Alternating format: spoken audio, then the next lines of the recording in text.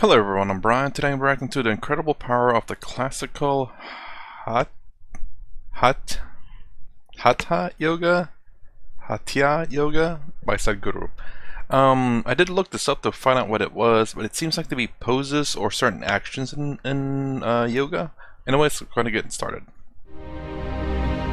We want to bring back classical yoga in its purest form, not the studio yoga, not the book yoga, not the kind of things that are being done in the world.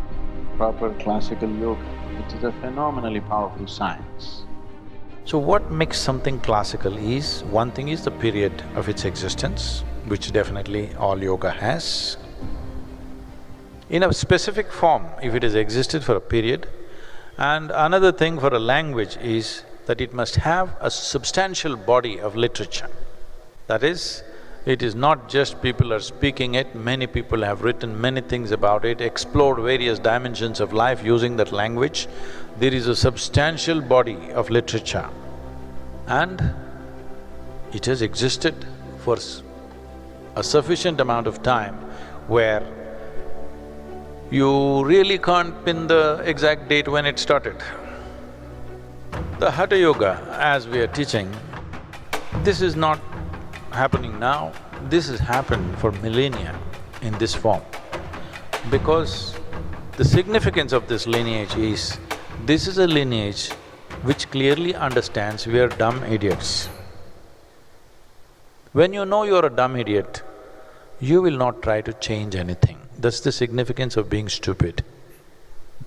Hello? When you think you're stupid, you don't think you will have to innovate, isn't it? People who think they are smart, they always have to make something of their own, they have to leave a signature. So this is a lineage where nobody left a signature on the yoga.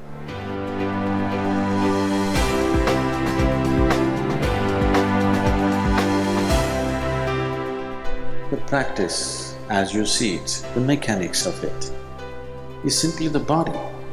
You have to breathe life into it, otherwise it will not become alive. This is why in the traditions there's been so much stress in the life group to make it alive. We want to build people who are willing to invest their life into the profoundness of yoga, not getting fancy benefits out of it, not hanging onto a chair or a tree and thinking you're doing yoga. So, to bring back that dimension, and that's not going to happen by instruction only. A phenomenal energy is needed, otherwise yoga cannot be taught. Without a phenomenal sense of energy, no yoga can be taught. If you teach yoga without creating a vessel of energy, then that yoga is not yoga, that is just a farce. That farce is going all over the place right now. So, because we created it, this Adi Yogi Alayam with that intention, we want a powerful space. We want this to be such a vibrant space that if you simply sit here, really tune into what's happening here in this hall or what will be happening here in the next 24 hours, you must be able to know all the Yoga Sutras. You never have to open a book, never have to listen to anybody. You just have to energy tune yourself and it'll be there. To make that happen, you need a powerful space, otherwise such things will not happen. Tomorrow, when we are not here, there still has to be a space which will teach yoga. Maybe there will be just a teacher, maybe there will be no guru here, maybe there will be just a teacher. Even if a teacher stands here, suddenly things should come out of them that they do not know. They should begin to say things, they should begin to feel things, they should begin to experience things that they themselves do not know. Only then we can transmit this.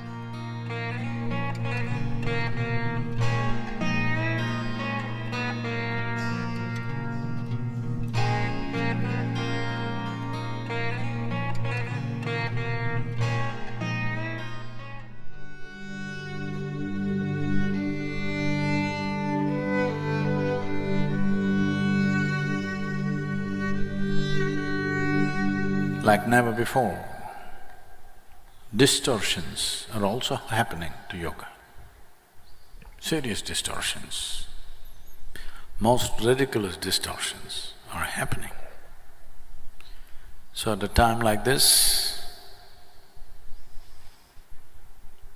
going out in the world and offering,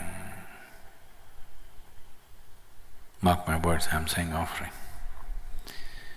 offering classical Hatha yoga is a very significant and an important thing to do, because the populations on the planet are showing interest, but to provide the genuine thing is a tremendous responsibility. The day we have produced, let's say, 10,000 classical Hatha Yoga teachers who are actively on in the world, after that this will become the standard. That's all we need to do. So, you must live and offer this in such an inspiring way. Anybody who sees you should want to do it this way.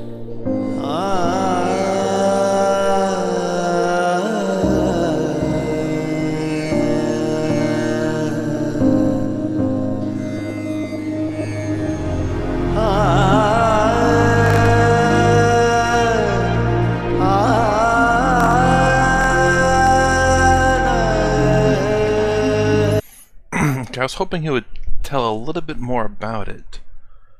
Like, explain what it is. Maybe he did and I missed it, like in terms of how to do it. And it seems like, again, when I think of yoga in two different things. The Western version of it, which is just, for the most part, the mainstream one probably, is just people stretching, doing the different poses. Perhaps maybe even to the point of calming their minds, but it's not necessarily the genuine yoga. But like what Ram Dass says, and which he did say in fact, that people in the West, when they think of yoga, they think of stretching. And it says, that's fine. And if they want to learn a deeper understanding of it, then he welcomes that. But if all it is stretching for them, and at least it gets them to doing something along the lines of Eastern philosophy, hopefully that opens up the door to something deeper. It's like, oh, let me look up what yoga is. Let me see what yoga is all about, or what other different kind of yogas are out there, to see what's good for me. And perhaps getting into the stretching portion of it, it opens up a doorway to Eastern philosophy, to maybe genuine yoga. But yeah, that's one of the things of yoga. And then the other one is, of course, the 4 different yogas: the karma, bhakti, jnana, and raja yoga. But apparently there's what are these yogas considered to be? Is it subcategories of the 4? I'm assuming the 4 main yogas, or are these part of the 4 main yogas? As in, there not only these 4, but there are other more yogas that are in line with this. So it's kind of like, say that these are the parents, and Hatha yoga would be underneath Raja yoga. It'd be like the subcategory or the child of Raja yoga. Instead of just sitting there meditating, you are doing poses and meditating. Like, it's a different form of meditation. I'm assuming that's what this was, and that's what I was thinking. Hatha yoga was Hatha or Hatha. Did he say it and I missed it? Anyways, that's what I assumed this was. That's the reason why I included it here in part of the Raja Yoga. More along the lines of meditation with body movement, I suppose. Anyway, let me know. I was hoping it would explain a little bit. Maybe I missed it. Perhaps I did. He was talking about how it was great and how it's not done in a traditional fashion. Perhaps, if I heard him correctly, and how it was, I guess you could say, like how the Westerners took it and just like I first thought it was, like, how Westerners sees it as just stretching basically, and not necessarily true meditation. Anyways, that's my reaction to the incredible power of the classical Hatha yoga. Sadhguru. If you like my content, please consider subscribing, thumbs up, thumbs down below. Thanks for watching. I'll see you in the next vid.